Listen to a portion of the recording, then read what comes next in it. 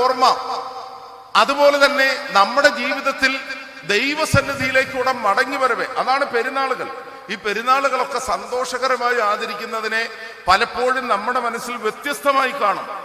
എന്നാൽ ഇവിടെ മകന്റെ തിരിച്ചുവരവ് ആഘോഷിക്കുന്ന പിതാവ് അദ്ദേഹം പറയുന്നു, ആഘോഷിക്കേണ്ടത് ന്യായമാണ് എന്നോർത്ത് ആഘോഷിക്കുന്നതിന് ഫ്യൂഷനും അല്ലെ കുതിരയാന എല്ലാം കൂടിയുള്ള ആഘോഷം എന്ന അർത്ഥതലത്തിലല്ല, അർത്ഥവത്തായി യഥായോഗ്യമായി ആചരിക്കണം. അങ്ങനെ ആ ഭവനം ഇളയപുത്രന്റെ തിരികെ വരവ് ആഘോഷിക്കുകയാണ്. തടിപ്പിച്ച കാളക്കുട്ടിയെ, കൊഴുത്ത കാളക്കുട്ടിയെ അറുത്ത നല്ല വിരുന്ന് ക്രമീകരിച്ച് മനോഹരമായി ആഘോഷിക്കുന്നു. അപ്പോഴാണ് മൂത്ത പുത്രൻ വയലിൽ നിന്ന് തിരികെ വരുന്നു.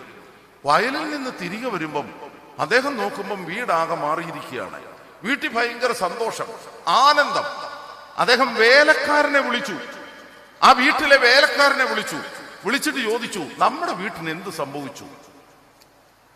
ആ സമയത്ത് വേലക്കാരൻ, ഞാൻ ഇടയ്ക്ക് ചോദിക്കും ആരോട് പറഞ്ഞെന്നൊക്കെ ചോദിക്കും, ചിലർ ശ്രദ്ധിക്കുന്നില്ല. വേലക്കാരൻ മൂത്ത സഹോദരനോട് പറഞ്ഞ ഒരു വാക്കുണ്ട്. ആ വാക്ക് ഞാൻ ഇപ്പൊ പറയും, നിങ്ങൾ എൻ്റെ കൂടെ ആവർത്തിച്ച് പറയണം. വിശുദ്ധ ലൂക്കോസിന്റെ സുവിശേഷം 15-ാം അധ്യായം 27-ാം വാക്യം. എന്താണ് നമ്മുടെ വീട്ടിൽ സംഭവിച്ചിരിക്കുന്നത്? എന്താണ് ഈ വിരുന്നിന്റെ കാരണം എന്ന് ചോദിച്ചപ്പോൾ വേലക്കാരൻ മൂത്ത സഹോദരനോട് പറഞ്ഞു, പറയാൻ പോവാണ്. മൂത്ത സഹോദരനോട് പറഞ്ഞു, പറയാൻ പോവാണ്, നിന്റെ സഹോദരൻ വന്നു. പറയന്റെ കൂടെ ഒന്നുകൂടെ പറഞ്ഞേ. ഓ, എനിക്ക് ഭയങ്കര സന്തോഷം. എത്തുന്നല്ലേ ഒച്ചയാ. നിന്റെ സഹോദരൻ വന്നു. ഇത് കേട്ടപ്പോൾ യഥാർത്ഥത്തിൽ മൂത്ത സഹോദരന് കോപമായി, മൂത്ത സഹോദരന് വിഷാദമായി, മൂത്ത സഹോദരന് വിദ്വേഷമായി. അവൻ ഭവനത്തിൽ കയറാതെ ഭവനത്തിന്റെ പുറത്തു നിന്നു. പുറത്തു നിന്ന സമയത്ത് വാത്സല്യവാനായ സ്നേഹനിധിയായ പിതാവ് ഇറങ്ങി വന്നു. എന്റെ മകനെ, നീ ഭവനത്തിനകത്തേക്ക് വരിക, നീ ഭവനത്തിനകത്തേക്ക് വരിക. നഷ്ടപ്പെട്ടു പോയ നിന്റെ സഹോദരൻ തിരികെ വന്നിരിക്കുന്നു. ആ സമയത്ത് പിതാവിനോട് ദേഷ്യപ്പെട്ട്, പിതാവിനോട് പിണങ്ങി, പിതാവിനോടുള്ള വിദ്വേഷത്തിൽ മൂത്ത മകൻ പറഞ്ഞ വാക്കാണ്, നീ എനിക്ക് ഒരാട്ടിൻകുട്ടിയെ പോലും, ബാക്കി പറ, തന്നിട്ടില്ല. നീ എനിക്ക് ഒരിക്കലും ഒരാട്ടിൻകുട്ടിയെ തന്നിട്ടില്ല. നീ എനിക്ക് ഒരിക്കലും ഒരാട്ടിൻകുട്ടിയെ തന്നിട്ടില്ല. അതിനെക്കുറിച്ച് അച്ഛൻ പറഞ്ഞ എന്നാ? കിട്ടിയ ആട്ടിൻകുട്ടി എന്നാണോ? ആ, കിട്ടാത്ത ആട്ടിൻകുട്ടി. ഒന്നുകൂടെ പറ, ഒന്നുകൂടെ പറ. കിട്ടാത്ത ആട്ടിൻകുട്ടിയെ കുറിച്ച് മൂത്ത സഹോദരൻ ദുഃഖിക്കുന്നു. ഇതാണ് സത്യത്തിൽ ഇന്നത്തെ കാലഘട്ടത്തിൽ, ഇന്നത്തെ നമ്മുടെ ജീവിതത്തിന്റെ വിവിധ മേഖലകളിൽ നമ്മുടെയൊക്കെ ദുഃഖത്തിന്റെയും നിരാശയുടെയും, അത് സഭാജീവിതത്തിന്റെ ഏത് ശ്രേണിയിലാണേലും സന്തോഷമില്ല, സംതൃപ്തിയില്ല, മുഖത്ത് യാതൊരു ചൈതന്യവും ഇല്ല. എന്നാ പ്രശ്നം? കിട്ടാത്ത, പറയുന്നു, എന്നാ പ്രശ്നം? കിട്ടാത്ത ആട്ടുംകുട്ടി. നിങ്ങൾ നമ്മുടെ പിതാക്കന്മാരെ കുറിച്ച് കേട്ടിട്ടുണ്ടല്ലോ. പിതാക്കന്മാരെന്ന് പറഞ്ഞാൽ പരിശുദ്ധനായ പാമ്പാടി തിരുമേനി നമ്മുടെ പിതാവാണ്.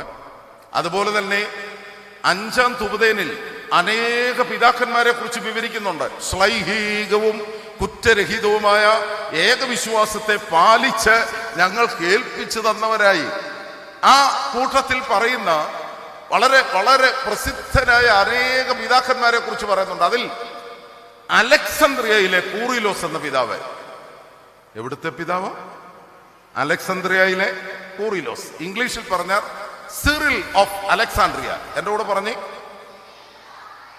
സത്യത്തിൽ ഈ സുവിശേഷ ഭാഗങ്ങളെ കുറിച്ച് ഏറ്റവും നന്നായി വ്യാഖ്യാനിച്ചിട്ടുള്ളത് നമ്മുടെ പിതാക്കന്മാരാണ്. നമ്മളിപ്പം ഇന്ന് കിട്ടുന്ന കുറെ പുസ്തകങ്ങളും പ്രസംഗങ്ങളും ഒക്കെ വായിക്കത്തുള്ളൂ. എന്നാൽ നിങ്ങളെ ഗൂഗിളിൽ സെർച്ച് ചെയ്യണം. ഗൂഗിളിൽ സെർച്ച് ചെയ്യുന്നത് എങ്ങനെയാണ്? Cyril of Alexandria's interpretation about prodigal son, അല്ലെങ്കിൽ the parable of the prodigal son, മുടിയനായ പുത്രനെ കുറിച്ചുള്ള പിതാവായ സിറിൽ ഓഫ് അലക്സാണ്ട്രിയയുടെ വ്യാഖ്യാനം നിങ്ങൾക്ക് ഇഷ്ടം പോലെ കിട്ടും. ആ വ്യാഖ്യാനങ്ങൾ വായിച്ചാൽ അച്ഛൻ ഈ പറയുന്നതൊക്കെ ഏകദേശം നിങ്ങൾക്ക് മനസ്സിലാക്കാൻ പിന്നീട് സഹായകമാകും. ഒന്നുകൂടെ പറഞ്ഞ്, മൂത്ത പുത്രൻ പിതാവിനോട് പരാതിപ്പെടുന്നു. എന്നതിനെ കുറിച്ചാണ്? ശരിക്ക് പറ, കിട്ടാത്ത ഒന്നൂടെ പറ. കിട്ടാത്ത ആട്ടുകുട്ടി. നീ എനിക്കൊരിക്കലും ഒരു ആട്ടുകുട്ടിയെ തന്നിട്ടില്ല. ഇങ്ങനെ പറയുന്ന മൂത്ത മകനെ കുറിച്ച് അലക്സാണ്ട്രിയയിലെ കൂറിലോസ് പറയുന്ന ഒരു വാചകം, അത് നന്നായി ശ്രദ്ധിച്ചോണം. Danger of living with the mentality of a servant in son's home. പുത്രന്റെ വീട്ടിൽ വേലക്കാരനെ പോലെ ജീവിക്കുന്നു. എന്നാ അച്ഛൻ പറഞ്ഞേ? പുത്രന്റെ വീട്ടിൽ വേലക്കാരനെ പോലെ ജീവിക്കുന്നു. നമ്മളൊക്കെ നമ്മുടെ വീട്ടിൽ നമുക്ക് അച്ചാച്ചനുണ്ട്, അമ്മയുണ്ട്, സഹോദരങ്ങളുണ്ട്. വീട് നമ്മുടെ സ്വന്തമാണ്. നിങ്ങൾ വീട്ടിൽ താമസിക്കുമ്പം അമ്മയെ കെട്ടിപ്പിടിക്കും, അച്ചാച്ചന്റെ കൂടെ നിങ്ങളെ അല്ലേ ഓരോ ശുശ്രൂഷകൾ ചെയ്യും. നമ്മുടെ വീട്ടിൽ നമ്മൾ താമസിക്കുന്നത് മക്കളായിട്ടാണോ വേലക്കാരായിട്ടാണോ? ഈ മൂത്ത പുത്രന്റെ പരാതി കേട്ട അലക്സാണ്ട്രിയയിലെ സിറിൽ പറഞ്ഞു, ഇവൻ മകനായിട്ടല്ല ജീവിക്കുന്നത്. ഇവൻ ഈ വർഷാന്തരം വയലിൽ വേല ചെയ്തതും അപ്പനോടുകൂടെ താമസിച്ചതും മകനായിട്ടല്ല താമസിച്ചത്, മറിച്ച് വേലക്കാരനായിട്ടാണ് താമസിച്ചത്. ഇതാണ് ഇന്നത്തെ നമ്മുടെ പ്രശ്നം.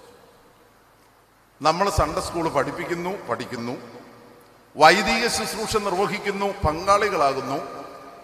യഥാർത്ഥത്തിൽ യേശുക്രിസ്തു തന്റെ അപ്പോസ്തലന്മാരോട് പുനരുത്ഥാനം ചെയ്ത് കർത്താവ് പറഞ്ഞു, നിങ്ങൾ യഹൂദിയിലും ശമരിയിലും ലോകത്തിന്റെ അറ്റത്തോളം എന്റെ സാക്ഷികളാകുകയും.